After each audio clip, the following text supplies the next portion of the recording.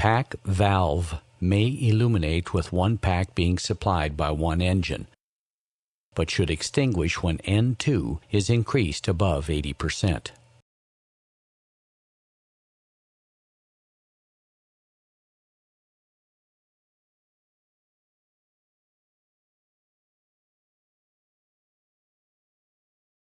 Pack valve may illuminate if altitude is high and N2 is low, but should extinguish with a small increase in N2.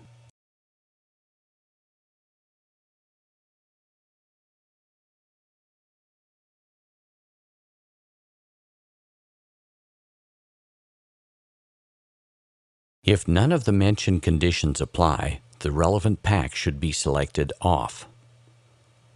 If a pack is switched off above 15,000 feet and it is being supplied by an engine whose FADEC has failed, the outer wing and tail anti-ice must be selected on.